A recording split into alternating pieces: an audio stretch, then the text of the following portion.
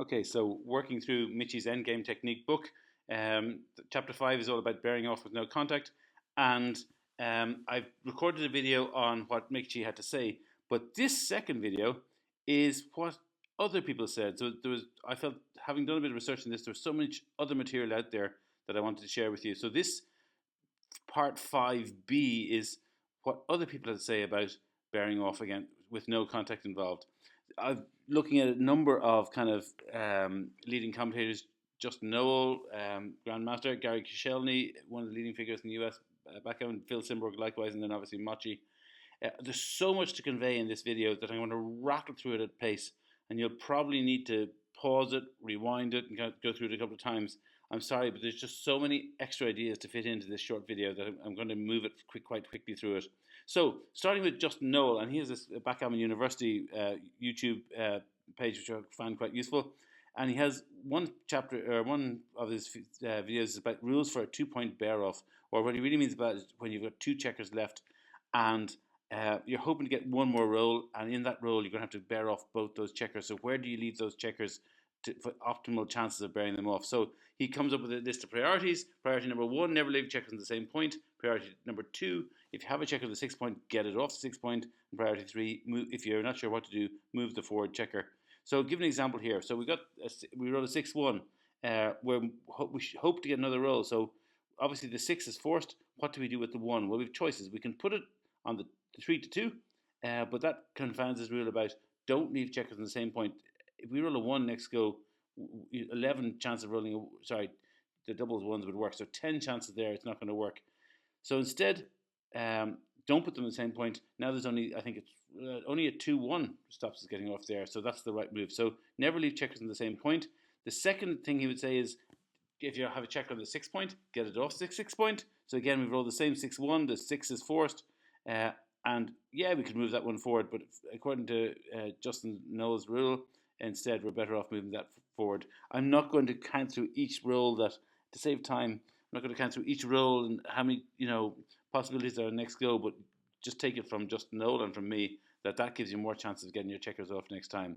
And the third one is, if you're not sure what to do, move the forward checker. So in this one again, the 6-1, we take the 1 off that. Do we do 3-2 or do we do 4-1? Well, following his rule, we do the 4-1. The 3-2, I'm thinking, I think it's about 11 rolls that wouldn't come off there. Any one would, and you're not coming off. Whereas with that format, I think there's 7 rolls that don't come off. So you're more likely to get off in that position. And finally, just Noel gives an example where the rules kind of conflict and contradict each other. So in this one, we rolled a 6-2. Obviously, the 6 again comes off. So we know we want to take things off the 6 point, but we also know we don't just stack 2 checkers on the same point. So he emphasizes there's a priority 1, priority 2, and priority 3, and you do them.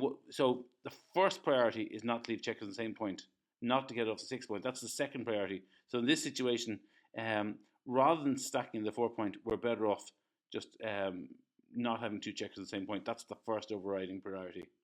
Now, I liked that video from just Noel, but then I've encountered this rule of 2.7.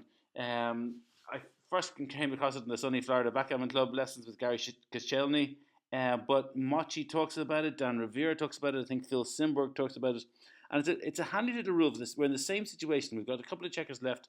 What's the best way to distribute them? And the best way is to have your checkers 2.7 rolls apart. So there's only 2 checkers left and you can't get one of them off, leave them. The optimal distribution is 2.7 pips apart, which obviously you can't leave them 2.7. There's no such thing, pips apart. But what it means by that is 2.7 is closest to 3. So 3 is the best. If you can't leave them 3 apart, leave them 2 apart. And 2 is better than 4. So you could call it the 3-2-4 roll. If you can leave them 3 apart, it's best. Then 2 is next best. Then 4 is next best. So here's an example here with the 3 and the 1. So with the 1, we're going to take 1 off the thing. So now we have to decide, do we go 5-2 or do we go 6-3? And if you look at it, 5-2, they're 4 apart. 4 checkers apart there between the 6 and the 2. Here with the 6-3, they're only 2 checkers apart. 2 is closer to 2.7 than 4 is. That's what they kind of use, that sort of deliberately picked that kind of odd number 2.7. So the 2 is this situation, it's closer to 2.7 than the other one was, so therefore this is the correct move. And I'll give you another example of this, and you kind of maybe pause and test yourself in this as you go. So what would you do here? And again, assuming you've unpaused the video, well, the 1, we take 1 off. And by the way, interesting this situation, if you the wrong move is 111 millipoint blunder, anything that doesn't take the 1 off there is over 1,000 millipoint blunder. It's a huge blunder. You have to take the 1 off. But what do you do with the 2? You have a choice. You can go 5 to 3, or you can go 4 to 2. But look at it. The 5 to 3, we're 1 checker apart. And if 1 checker apart, if you count up the rolls, takes them off you get 17 rolls out of 36 will get your checkers off. 5 to 3, we're 3 checkers apart. 3 is closer to the number 2.7 than 1 is, and you'd actually get 19 rolls off. And so therefore that is the correct formation to finish up with. You don't do the 5 to 3, you do the 4 to 2, because I said you're trying to get as close as you can to 2.7 in the gap. 3 is quite close to 2.7. 1 is further away, so that's why you do that. And I heard an interesting little mnemonic that I thought worth sharing. When you have a 4-3, you're slightly better than 43% chances of getting your checkers off. When you have a 5-2, you have better than 52% chances. So therefore, it's handy one to remember: 52% chances versus 43% chances. 5-2 is better than 4-3. Gary Koscielny in the sunny Florida Backgammon Club goes on to talk about desperation rolls, and they're worth just covering very briefly here. There's a situation where you sometimes you ignore the normal rules because of the situation. So here's the situation now. If playing a 5-1 here, the 5 comes off, and I think it's fairly obvious that you'd bridge the gap. You can't get another checker off of the 1, so you bridge the gap, and it would be a big blunder not to do that. But what if we took that position and look at our opponent's home board and changed it?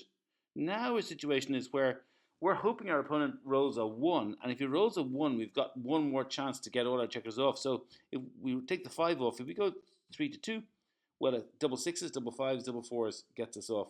However, if we don't go 3 to 2, and if we went 4 to 3, well, now not only will double 6s, double 5s, and double 4s take us off, but double 3s will as well. So we give ourselves, what's that, 33% chance, greater chance of getting off in the next go, were we to get a next go. But look at this. Here's one where I wouldn't have worked it out. Here, we'd call this, or Gary Koscielny would call this a desperation roll as well. We're winning. What do you mean by desperation?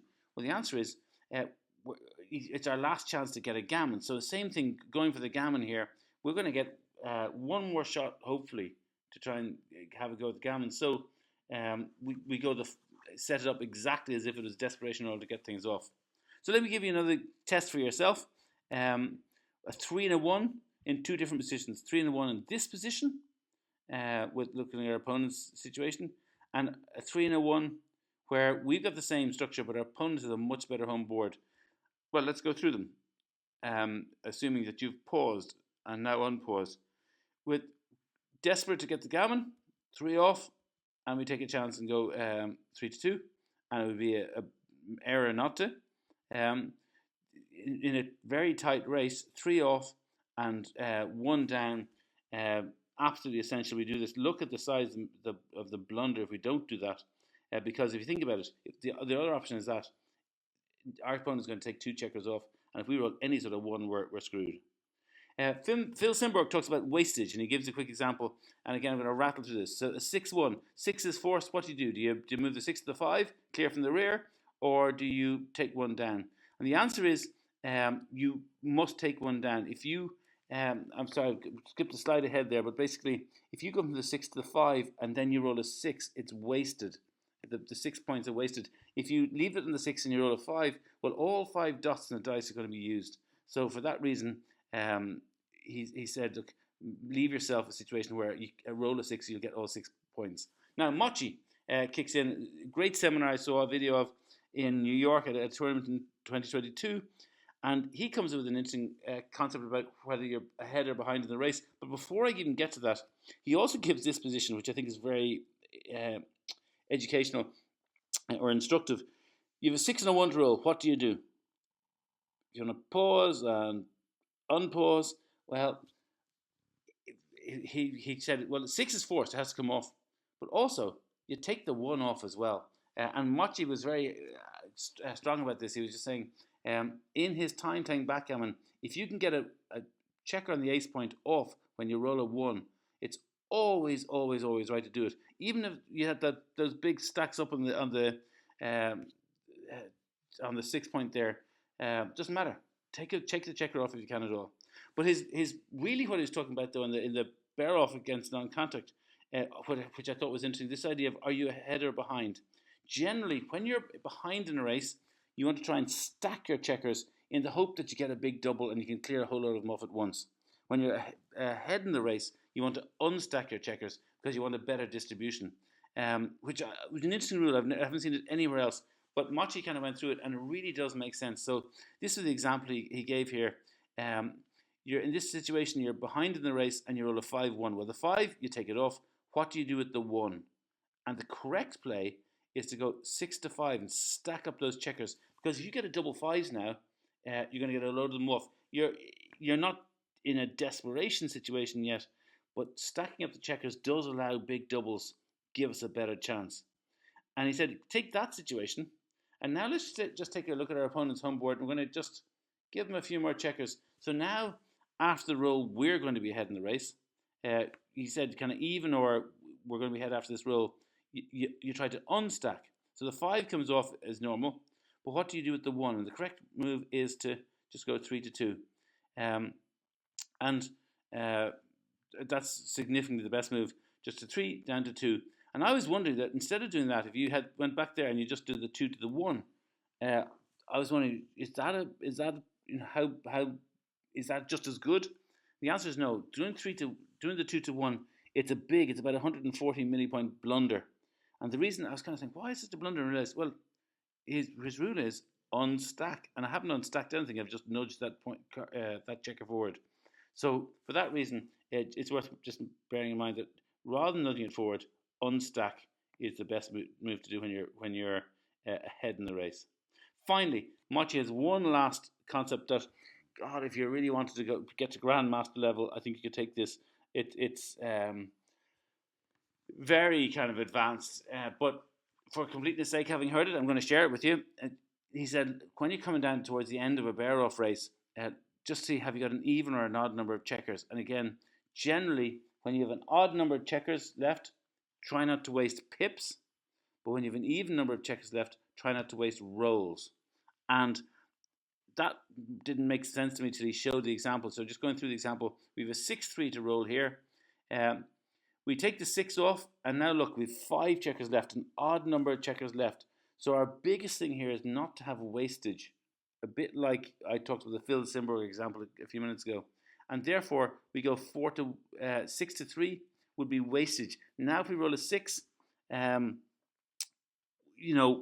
we take one off the 5, but we're only using 5 of the 6 points. And instead, he said, we're better off doing 4 to 1. And this way, we have a nice balanced distribution. It gives us a better chance of getting our checkers off ahead of our opponent. On the other hand, if you look, that was the position we had. I'm just going to put one more checker on our 2 point. And now we have a look at the 6 to 2. This time, when we take the 6 off, we have an even number of checkers. And for the even number of checkers, what we're trying to do is we don't really worry about wastage, but we're trying to avoid rolls where we don't pull things off. So for that reason, we close the gap with the 6 to the 3. Yeah, we could roll an ace, but Michy had an interesting way of saying, look, in a situation like this, we're kind of hoping against hell we don't roll an ace anyway. There's no point putting something ace in a tight situation. Now we need to get them off in 3 rolls, and our best chance of getting them off in 3 rolls is going to the 6 to the 3. There's less gaps. Yes, that we run the risk of wastage by rolling a 6, but at least we're getting checkers off. So, sorry, that was a rapid fire tour through some other experts' approaches to bearing off. If you put this video together with the Michy's video, we'll have bearing off sort of covered, and I'll be moving on to his next chapter very soon.